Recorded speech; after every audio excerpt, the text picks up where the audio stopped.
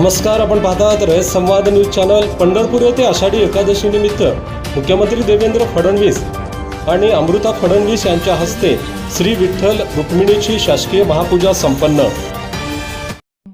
देवशयनी आषाढी एकादशी निमित्त मुख्यमंत्री देवेंद्र फडणवीस यांनी सपत्नीक तसेच मानाचे वारकरी बाबासाहेब माधव माने व प्रभावती माने यांच्या समवेत श्री विठ्ठल रुक्मिणीची शासकीय महापूजा शनिवारी पहाटे करण्यात आली।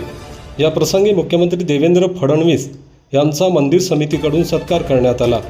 मुख्यमंत्री देवेंद्र फडणवीस यांनी पंढरपूर कॉरिडॉरचे प्रकल्प कोणावरही अन्याय न करता सर्वांचे योग्य पुनर्वसन करून येत्या 2.5 वर्षात पूर्ण केले जाईल अशी घोषणा केली।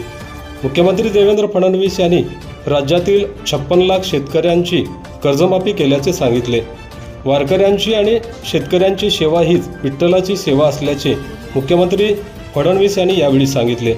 महापूजेनंतर मानाचे वारकरी दाम्पत्य बाबासाहेब माने व प्रभावती माने यांचा सत्कार मुख्यमंत्री देवेंद्र फडणवीस व अमृता फडणवीस यांच्या हस्ते करण्यात आला।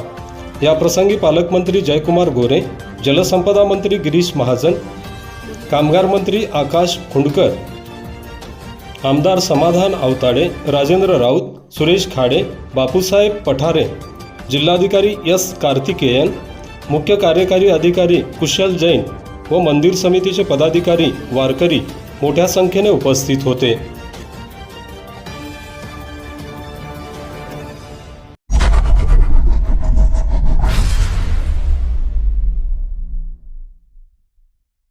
अशाच नवनवीन घडामोडींसाठी रयत संवाद न्यूज चॅनलला लाईक करा, शेअर करा आणि सबस्क्राईब करायला विसरू नका।